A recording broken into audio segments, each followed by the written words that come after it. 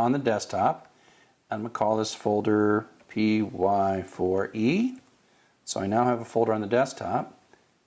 Move this here. I'll move this here. Oops. And I'm going to go into py4e. And then I'm going to name this file first.py. And you'll notice that when I save this, it syntax highlighted it. That's one of the nice things about a programmer editor. Okay, and so it says, oh, it's got a suffix of .py, so therefore it knows that it's supposed to look pretty with Python and make this one color, make this another color. The other thing that you'll notice is that I now have a folder called py4e. And if I'm in this command line, let me just start that up again. I'll show you how to start the command line again. Command. Now, if I do a dir, I see the folders that I'm in, and one of the folders that you can see here is the desktop folder. So I'm going to say cd desktop, and then I'm going to type the dir command to see what folders are in the desktop. These folders are the same as these folders. These things are kind of virtual folders. Py for E is py for E. Now I can type cd, which stands for change directory, py for E. And I can do a dir, and now you see first.py. And that's the same as if I'm diving into this folder. Here's this file, first.py. Windows hides the suffix, which is somewhat annoying and frustrating, but that suffix is there, that file is there. And so for me, one of the things you got to figure out in Windows is how to make sure that you are in the same folder, users, Dr. Chuck, desktop, py4e, and that's the name of this file, and here as well. And now I'm going to run this program. I'm going to type Python first.py. And you see that it ran the Python code. Okay? Another way you can do this is you can type first.py. And that's because this file association has happened in Windows. This doesn't work in Macintosh. This only works in Windows. That all files with .py are expected to be Python, and it knows the Python interpreter where to run it. Okay? And so I've got Python 3.0 installed, and that gets me started, and so I hope that this little introduction about getting things started and writing your first Python program has been helpful to you.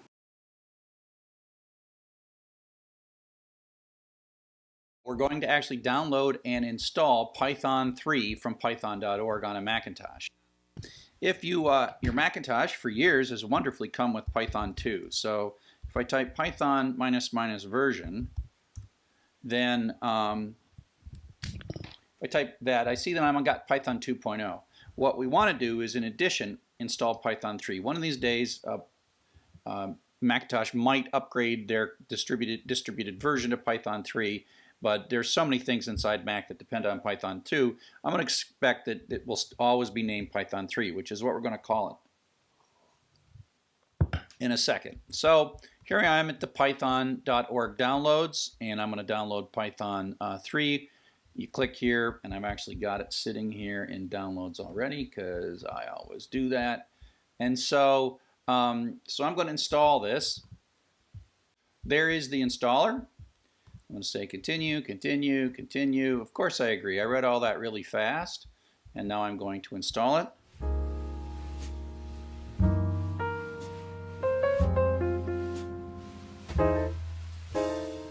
Okay. So now that means if I run a terminal, so this of course is start run terminal. So Python 2 is still there, but Python 3 is also now there. So we should have Python 3 installed. So we installed Python 3.6, and so there we go. And that's all it takes to install Python 3 on the Macintosh. So let's write our first little Python program. I'm going to, I like Atom, and so I've got this Atom editor. It's atom.io. Right here, atom.io. Download and install the Atom editor. I like it because Atom works the same on both Windows, Mac, and Linux. and it has syntax highlighting, and so I really like things like that.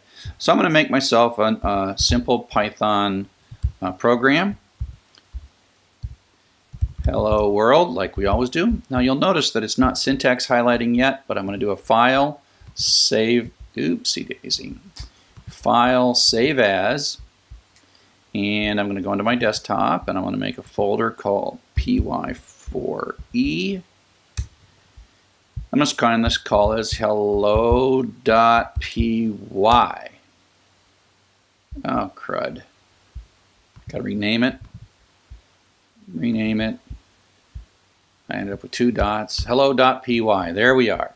And so now I'm here and I'm in my home folder. I can go in my desktop and I can go into that new folder I made, Python for Everybody, and I can see the files. Now there are ways to run this, and I really want you to learn the terminal so that you really know what you're doing. And so here we are in the folder that has the Python, and then all we do to run it is we say Python3 hello.py, and there we go. And of course this is Python 3 because I'm using parentheses there. So instead of double quotes. But Python 2 is still there, and of course if you just run Python hello.py, it'll be a syntax error or not. Must be they added something. Yeah, because Python is still version 2, but apparently they allowed print in the latest version of Python 2. So away we go.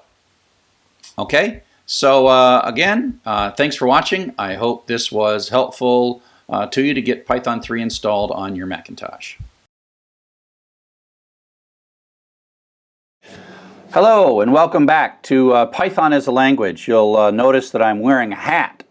Part of the story of the hat is that where I work here at the University of Michigan School of Information, my office is in this building called North Quad, and we call it quadwarts sometimes because it's sort of got a square. It sort of imitates an Oxford quad, and so it seemed to me to evoke notions of Harry Potter. And when we first moved into the building, I joked in one of my classes that we should have a sorting ceremony for all the students as they come into North Quad for the first time. And so that was cool, and I thought that I would belong in Gryffindor, like everyone wants to be in Gryffindor, right? They're the good guys. And my students told me that I couldn't be in Gryffindor, that I had to be in Slytherin. So you'll see me drinking tea throughout the course out of this teacup. It's my Slytherin teacup. I picked that up from Harry Potter World. I went down to Florida and visited Harry Potter World. And the reason that I was sorted by my students into Slytherin is also because I teach Python. And Python is like a snake. And so if you think about the people from Slytherin, they are capable of talking to snakes. And the class that we were doing the sorting was a Python class, and so it sort of made perfect sense that you would have to be in Slytherin if you were the Python teacher. And of course, your name is Charles Severance, and then that sounds kind of like Severus Snape, and so I just accepted that I'm in Slytherin, okay? So you all can be in Gryffindor, but I can't. I'm in Slytherin. So I'm the bad guy, or the good guy, depends on how you look at it, right? And so what I'm going to do now is I'm going to, bring you into Slytherin as well, because I'm going to teach you the Python language. Python is the language that we Pythonistas talk. It was invented about over 20 years ago by a fellow named Guido van Rossum, and away we go. Now, even though I'm using this whole snake Slytherin thing, it turns out that Python was not at all named for Harry Potter, because Python was invented, almost 2 decades before Harry Potter was created, and it wasn't for the snake. It was actually Monty Python's Flying Circus was the inspiration for Python, the name Python, and because Guido van Rossum really wanted to create a programming language that, while it was powerful underneath it in its very nature, was a very powerful language, he wanted it to be a language that was fun. And he wanted it to be a language that was approachable. And so that's why Python recently has become so absolutely popular.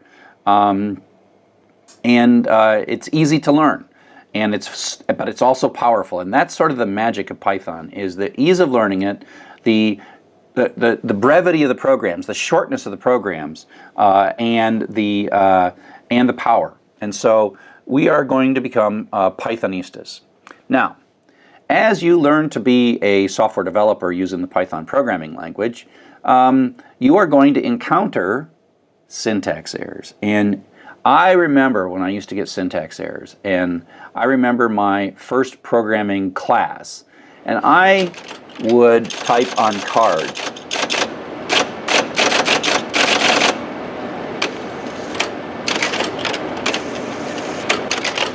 And I would upload those cards to the computer, and the computer would say, "You're not worthy."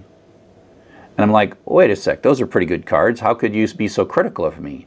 I'd say syntax error. And I really got sort of a really bad attitude that somehow this computer didn't like me, and that I would make cards, it would complain, and I would make changes to the cards, and it would still complain, and I'd make changes, and it would still complain. I'm like, how can I win in this situation? And you're going to feel the same thing. You're going to absolutely feel the same thing. You're going to be struggling. You're going to be like, how come this computer hates me? Let me assure you right now, the computer doesn't hate you. The computer actually loves you. It just is not very good at showing how it loves you, or telling you how or why it loves you. And so syntax errors are not so much Python telling you that you're bad, or that you're an inadequate programmer, or you should find something else to do. It's really Python's admission that it doesn't understand what you're trying to say. And so you got to get used to that. And it's frustrating, but you got to get used to the fact that syntax errors are your friend. Python is saying, hey, I got to line 7, and I was doing fine up to line 7, but boy, in line 7, there's some little thing. I don't know what the word else means in this context, or you didn't indent it, and so I'm kind of confused. What did you mean? Please, please, please help me. And so it's so much easier for you to learn Python than it is for Python to figure out what you mean when you're writing code. So we have a number of different ways to sort of encode our instructions when we talk to Python. One is we just run Python interactively on our computer. Hopefully by now you've got it installed, and you just type Python at a command prompt. So either a Windows command prompt, or a Linux command prompt, or a Macintosh command prompt. And I got some examples of how to sort of get this all started, get Python installed, and away you go. Now you'll notice when you run the Python interpreter, the 3 chevron prompt, Python is asking you what next, right? This is you, it's saying, I want to talk to you, I want you to tell me some Python to do. If you know the Python language, you know what to say right here. Now if you know Python, you can type these languages. You can say, oh, x equals 1, which really means go find a little piece of memory, label it x, and stick 1 in it. Print x is like, go find that thing where you labeled it x and bring me back that number and tell me what I stored in there. Now, why you want to do this, that's a different question. These are very simple things. It's going to take you a while to get the big picture of why we're doing this. So just trust me that you want to learn these statements, and then later we will successfully turn those into a program. So x equals x plus 1, the third line there. X equals x plus 1 is not, as it seems in math, it basically says, hey, go grab the old value of x, add 1 to it, and stick it back in x. That's what that means. So an equal sign really has kind of an arrow to it. And then we say, hey, go look up that x thing that we just did and print that out, and then we're going to say quit. So that's us talking to Python. Now, you can type just about any crazy stuff you want in here, and Python will be unhappy and talk to you. So what we're going to do next is we're going to start talking about the actual language of Python and what it is that we have to say to make Python happy when we're talking to it.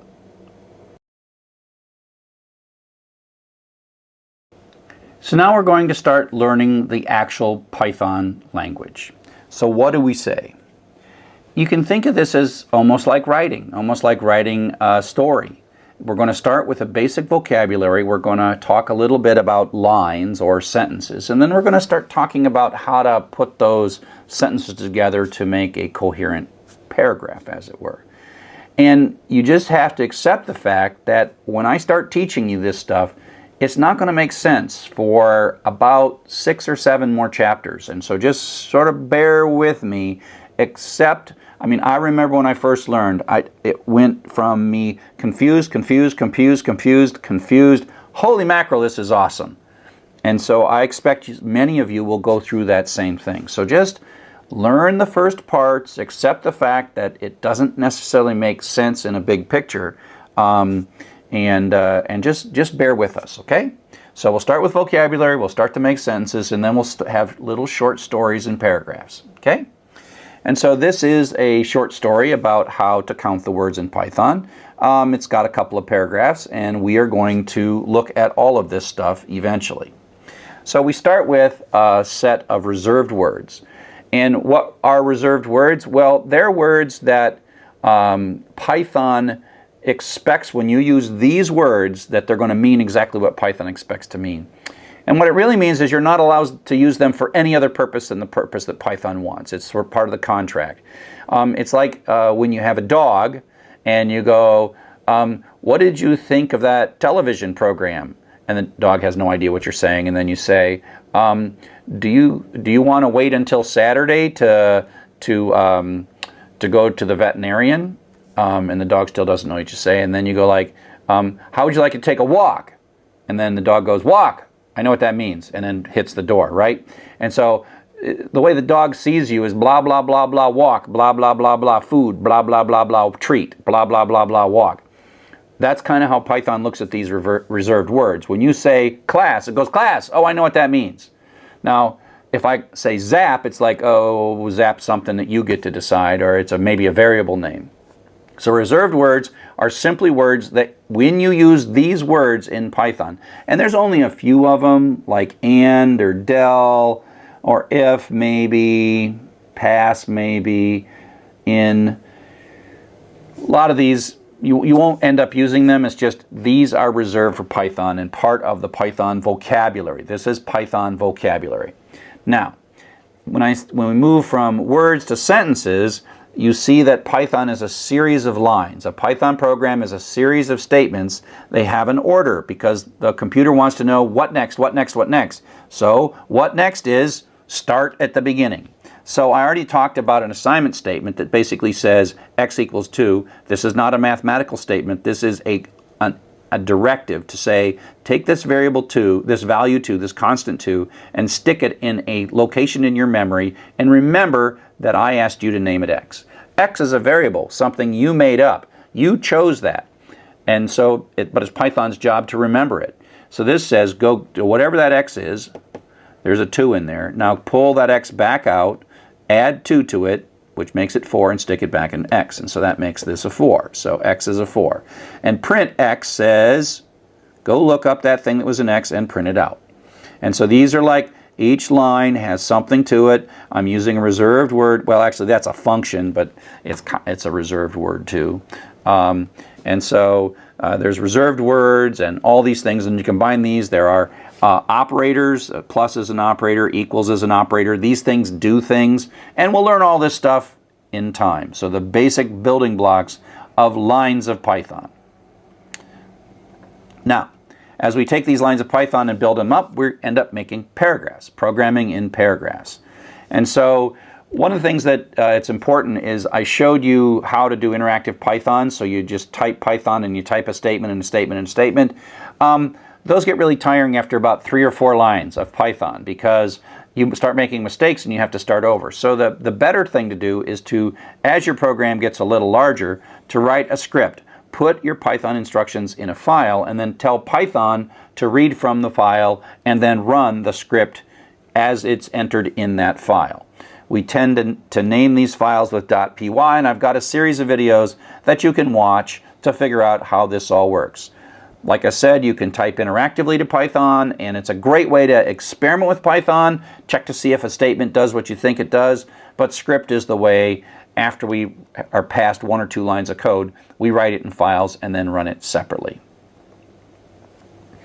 So there are a couple of basic patterns, and It's really important to understand each of these patterns, and like I said, we'll teach you these patterns separately, and then we'll combine them together. And when you combine them together is when you say, oh, that's what a program is. So you have to suspend disbelief. We have a couple of different patterns. One is a sequence of steps. Do this, then do this, then do this. Conditional is like skipping something. Repeated does it over and over and over again. Computers are really good at repeating stuff, much better than people. People get tired going over and over doing the same thing. And then we have store and repeated steps as well. And so if we take a look at this, and we take a look at a Python program, this is a piece of code, this is a little script. If you type this into the code, take this code, Python code, into a file and ran it, it starts at the beginning, and then it goes to the next line, and the next line, and the next line. And Python executes the scripts as you write them. So it says stick a variable to, find a place called in your memory called x, stick 2 into that, okay, then go to the next one, print that out. So the program is producing output. Now go read x and add 2 to it and stick it back in x, so x is 4, then print that. This side over here, this is called a flowchart. I'm not going to draw flowcharts. I'm only going to draw them a few times in ways that I think will help you. But you can think of it as Python, when it finishes something, it goes on to the next one, unless you tell it otherwise. Finishes this, goes on to the next one. Finishes this, goes on to the next one. Finishes this, and now the program is all done. And so that's sequential steps. You just type them in, Python runs it. They're important, but sort of uninteresting, because you can only get so far. And you can't really make them intelligent because it's always going to do the next one. So the next thing we do is what are called conditional steps. And this is where it starts to get intelligent. I mean, where you are able to encode your brain into the computer. Like, oh, wait a sec, let's only do this step if something is true. And the syntax that we tend to use here is the reserved word if. Okay? And so the if is like a fork in the road. You can go one way or you can go another way, and you're asking a question. So inside the if statement, right here, there is a question saying, is x less than 10? That resolves to a true or false. If it's less than 10, that's true. If it's greater than 10, it's false. And so then what we do is, if it's less than 10, we have this indented block of code. There's also this colon that tells us we're in the beginning of an indented block of code. And so what it basically says is, if this is true, run that code. If it's false, skip that code. So it can either run it or skip it, depending on this question that's being asked. Now, if you look at this code, it's pretty obvious what's going on. It comes down, x is 5.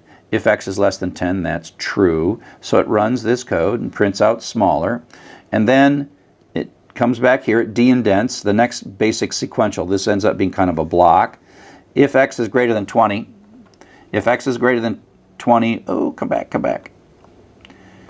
If x is greater than 20, this turns out to be false because x is 5, and so it skips this. So the bigger never comes out, and then it continues on and prints fini. Oops, that's a typographical error. Make that a lowercase print, and then prints fini. So it comes in, runs this, skips this, and then finishes. Okay? So here is the last one we'll talk about, the repeated steps. We'll get back to store and retrieve later, but for now we're just going to talk about 3 of the 4.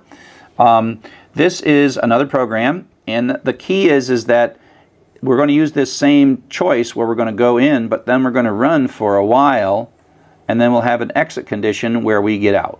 So this is a repeated over and over and over and over again, and this is the essence of how we make computers do things that are seemingly difficult, well, that are more naturally difficult for people.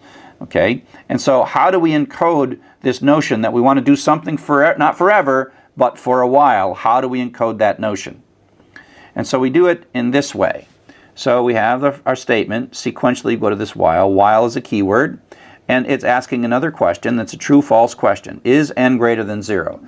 I read this as long as n remains greater than 0, keep doing this indented block. And you have a colon at the end, and then you have 2 lines of code that's indented. So that tells us what the loop is, and then this is now de-indented.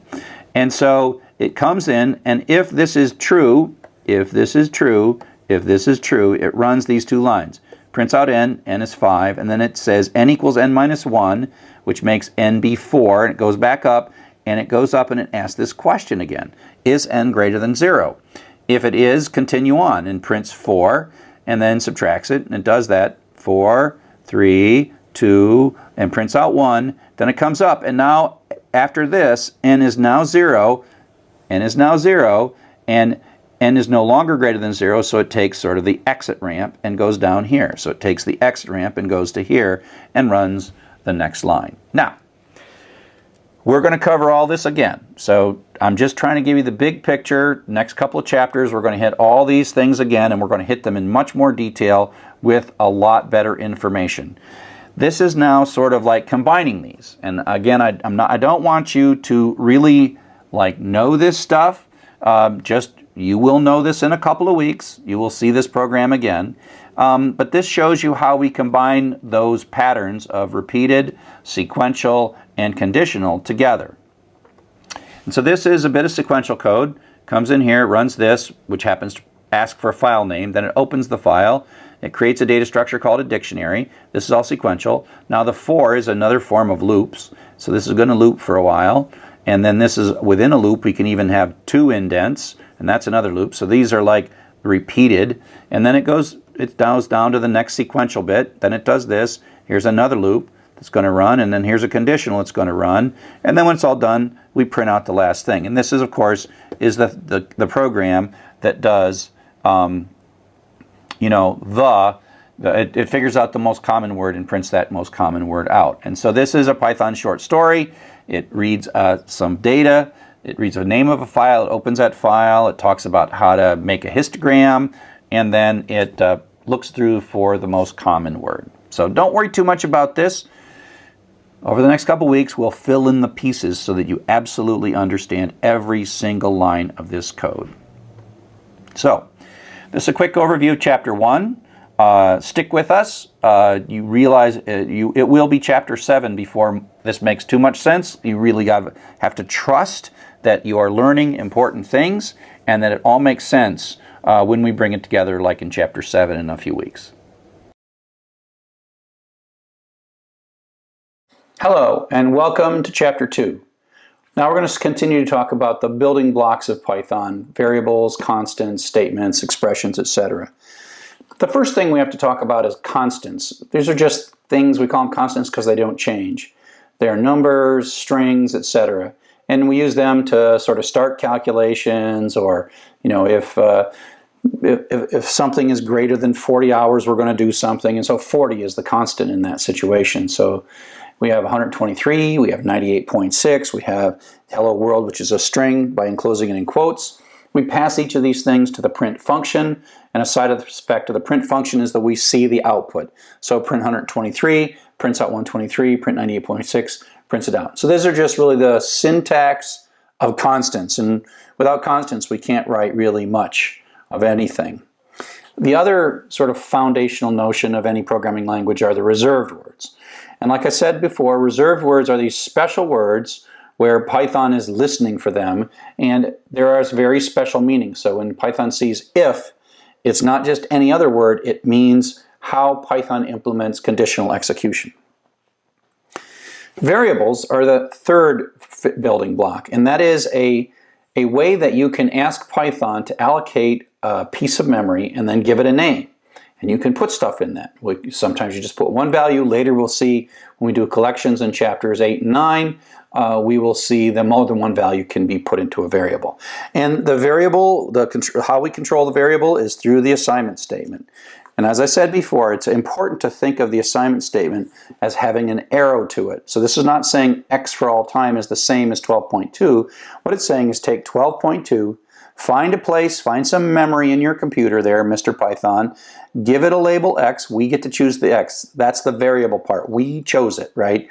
And then stick 12 in it. And then the same is true for 14. Go find another spot, name it y, and then put a 14 in there. So think of this as an arrow every time you see that equality, the assignment in an assignment statement.